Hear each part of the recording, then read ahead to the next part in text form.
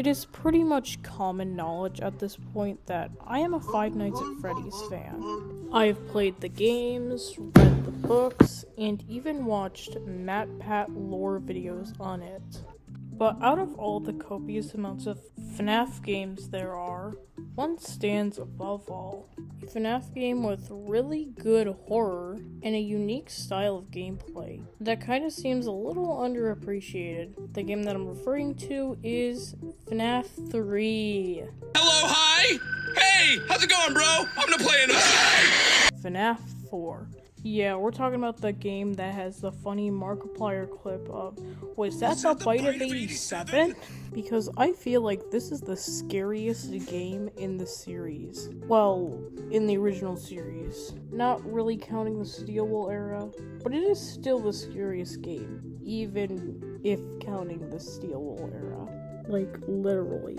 I thought this was the scariest game when I was young. I don't know what kids nowadays think is the scariest game. It's probably like, I don't know, Fortnite with tongue sahur. Anyways, FNAF 4 is a game that I find is split down the middle with FNAF fans, or just people in general. A lot of people praised it for its horror and more expansion on the lore, or others hated it for how overtly it tried to be scary and how it deviated from the original FNAF formula. And for me, not gonna lie, I always loved this game. I loved the character designs, the solid gameplay, and the story that this game has to tell. Also, nostalgia is one thing to go along with this game for me. Anyways, without further ado, let's delve in.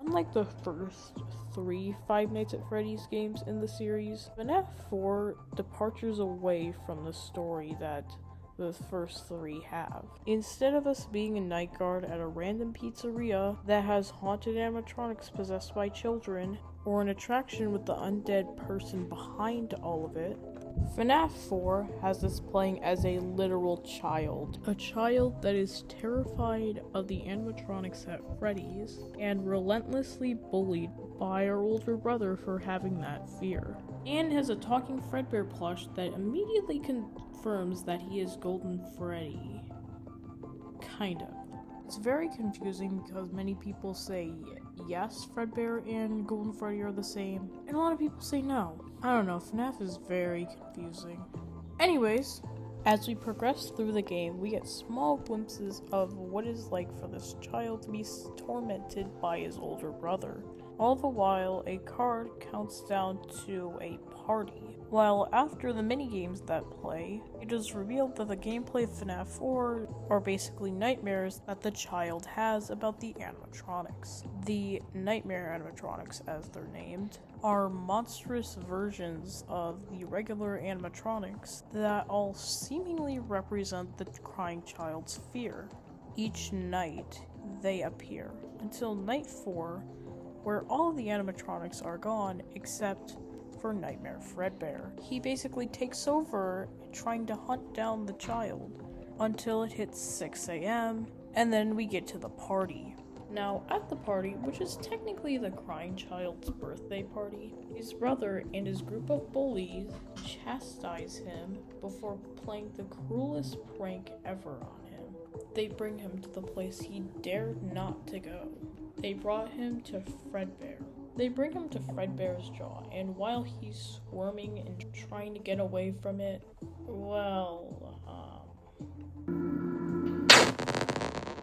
this was the game.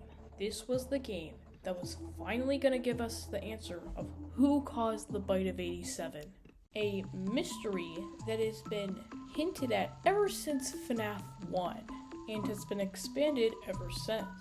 And after 4 games in this series, it would finally give us the answer to who caused the Bite of 87. Right?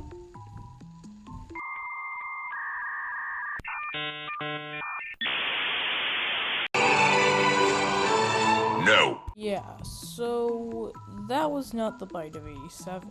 Scott basically trolled us, and this is a completely different bite.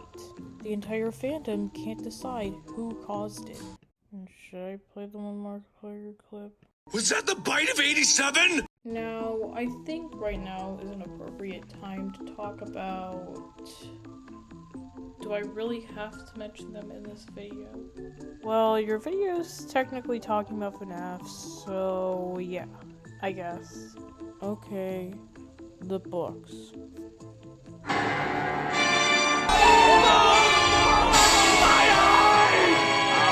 I know that this video is supposed to be me talking about why I like FNAF 4, but there are a couple things in the books that kind of relate to FNAF 4, so let me explain them. The books are a topic that I've wanted to avoid for so long. Now, as much as I don't want to mention the books, they, however, have mentions of FNAF 4 in them. So without further ado, let's get into it. Now, the first story I want to mention here is Dittophobia. So let's get into it, I guess. In the story, we see a child that is trapped in this weird facility that has the FNAF 4 bedroom in it, where he is experimented on with this gas that causes hallucinations. He then tries to escape by turning off the gas that causes hallucinations, but then he is then gaslighted into turning it back on, therefore repeating the entire process. That's not the only thing that mentions FNAF 4 in the books. In the security logbook, which is meant to be an in-universe book that is owned by Mike, the security guard from the first game, and he is seemingly using it just to talk to ghosts. And on one of the pages of the book, where he's asked, "Do you have dreams?" he, for some reason, starts drawing a picture of Nightmare. Why he just decided to randomly draw a picture of Nightmare Fredbear? I don't know. Now, you're probably all thinking that the Twisted Ones has something to do with FNAF 4, because for some reason Nightmare is on the cover of the book, but nope. There is nothing related to FNAF 4 in the Twisted Ones. Anyways, I am getting sidetracked. How about I talk about the stuff that I love about FNAF 4's story? I really like how it shows the child's perspective of what he thinks the animatronics technically are. Like, instead of them being cute, funny, talking animatronic animals, they're evil. Pretty neat idea in my opinion, all things considered. I also like the deep emotional and tragic core of FNAF 4, like how the crying child gets bit by Fredbear, and that was enough to close down the location.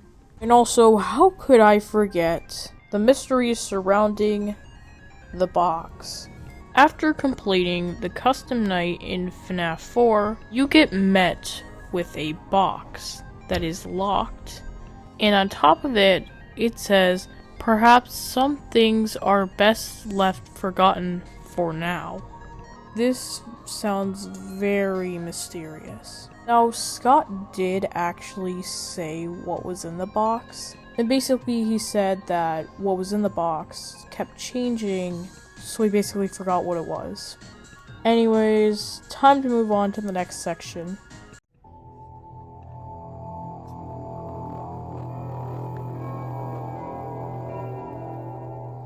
I'm going to say something very bold about the gameplay of FNAF 4. This is the best gameplay in any FNAF game. I don't care what you say. This has the best gameplay out of all the FNAF games. Probably except Secret of the Mimic. I haven't played Secret of the Mimic yet because it is $40. But I might in the future. Anyways, what exactly makes me say that FNAF 4's gameplay is the best in any FNAF game? Well, dear viewer, I like the mechanics that the gameplay has to offer and the creepy atmosphere. Now, starting with the mechanics in FNAF 4 are a lot less exploitable than the first 3 games. All the mechanics in this game have a purpose. The purpose in question making this game as scary as possible. To illustrate my point that I'm making, I'm gonna tell you all the mechanics that make FNAF 4 a great experience. Now, first things first, we have the two door animatronics, which are Nightmare Bonnie and Nightmare Chica. They, just like how they are in the first game, will show up at your left and your right door. To stop them from trying to come in, you have to show up to the door, flash your flashlight at them, and close the door on them. Pretty simple, but to know that they're there, you have to listen closely. Make sure you don't hear breathing.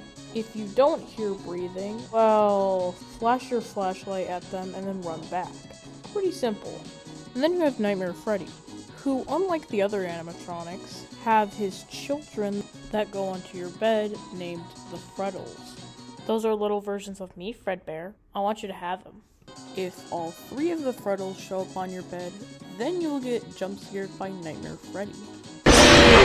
To get the Freddles away from your bed, you need to flash your flashlight at them, and then they'll disappear.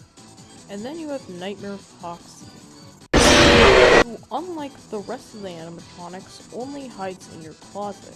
The way you get rid of him is by opening the closet door, flashing your flashlight at him, and then it'll turn into a Foxy plush. And that's not all. Once in a while, there are these mini games that play called Fun with Plush Trap, where there's this little Springtrap child character. I don't know what Plush Trap is. The books explain it, but anyways, the Plush Trap minigame has us in a dark hallway where Plush Trap skitters around trying to kill us, and where we try to manage to freeze him to go on the X by using our flashlight, where we get to skip 2 hours of the night. Overall, pretty neat idea. I like how challenging the minigames are of you trying to get Plush Trap on the X in order to skip 2 hours on the night you're on. Now, what exactly makes this game scary? This is a question that I've wondered for years. However, I think I just nailed it down to 2 things. Those being the sound design and the setting of the game. Starting with the sound design, when you are playing in any of the nights of FNAF 4, you can hear heavy breathing near the doors. These come from the animatronics. Most of the time Bonnie and Chica, because they're mostly the ones at the door. But when hearing it, it causes a sense of paranoia throughout the gameplay. Along with that, the ambience. The ambience in this game is scary and also helps lean in towards the theme of paranoia that this game has to offer. Right now, I'm going to compare it to the first 3 games, so let's do it.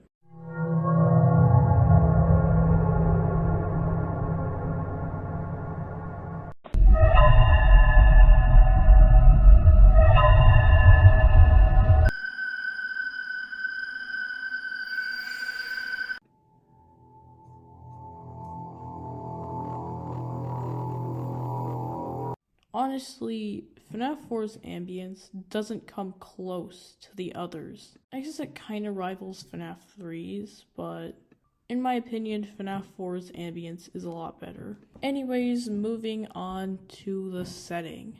We already know that FNAF 4 takes place in a child's bedroom, but even just this game revolving around us in a claustrophobic bedroom gives off a vibe of nyctophobia throughout the setting of FNAF 4. The dark and claustrophobic bedroom, with very dark hallways, and the fear that something is watching you, makes this game both scary and enjoyable at the same time. Anyways, I'm pretty much done with this section. Let's go on to a topic that I'm dying to talk about.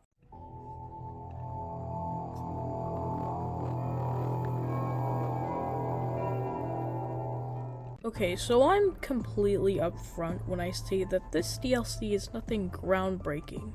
However, the update that added it gave us the extra challenge mode. But if you're talking about anything game-changing to FNAF 4, yeah.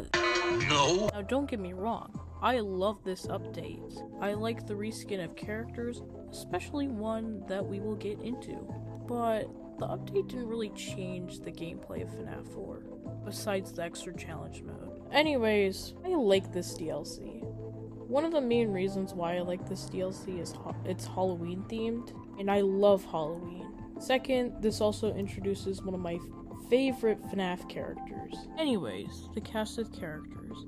You have the two Jacko animatronics, being Jacko Bonnie and Jacko Chica, and then the animatronic that replaces Plushtrap being Nightmare Balloon Boy, the one that replaces Nightmare Foxy being Nightmare Mangle, and finally, Nightmarion. I like these characters a lot. I think they're all pretty solid. But the one that I love the most is definitely up there with both Springtrap and Foxy in terms of my favorite characters, has to be Nightmarion. This guy is probably the coolest and the scariest animatronic in this entire game. A giant, monstrous version of the puppet with segmented teeth, long striped fingers, weird contorted ribcage, and a slender body. I love this character. He's even inspired some of my characters, mainly Vincent. Well, after a year of my silhouette appearing, I finally get mentioned. Which is kind of weird that I didn't get mentioned earlier. But whatever. I finally get mentioned. Meaning, I, Vincent, am a part of this channel. Are you here to try to hack the channel and torture me again? Nonsense. Anyways about that, I'm kinda sorry. But since I'm officially on the channel, I'll be watching you. Okay, I think he's gone. I'm safer now. Anyways, it's not even just the design I love about this dude. I also love his voice. This is a nightmare that you won't wake from. By the way, this guy also voices Daredevil in Marvel Rivals. So, yeah. Favorite voice in the franchise. I love it. His lore, however, very vague. We know nothing about this guy. There are many theories out there that he's Death, aka the Grim Reaper, and I think those theories are pretty solid. Anyways, his mechanics in UCN, awesome. His appearance in El Planted, awesome. Him in fan games, pretty good. Why am I putting this part in the video, however? Well, I want you to know that Nightmarion is a good character and that we should go on to the other animatronics, specifically the Jackos. Yeah, you thought I was going to talk about Nightmare Balloon Boy? No! The Jacko animatronics are pretty solid characters. I like their designs, and I like how they're based on pumpkins. They're cool. Next we have Nightmare Balloon Boy. It is basically the Plushtrap minigame in FNAF 4, but way harder. That's pretty much all I have to say. I don't hate Nightmare BB. He's definitely better than Balloon Boy, but still, I don't really like him. So, yeah. Moving on to Nightmare Mangle. Not gonna lie, they're kind of bad. Now, I feel that Nightmare Mangle is a very cool idea. Mangle is already pretty scary. Little 9-year-old me got nightmares from them, along with the Lich from Adventure Time. But the problem is that they're kind of wasted potential.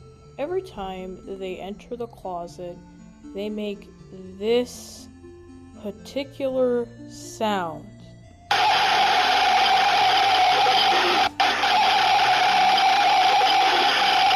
This easily gets annoying. They also don't even have a hallway render. And also, in their last appearance, being UCN, they are a literal plush half of the game. This character sadly cannot stay. Now, I know I've been negative towards Nightmare Mangle, but I really love this DLC. I think it's one of the things that makes FNAF 4 one of the best and scariest games in the whole franchise.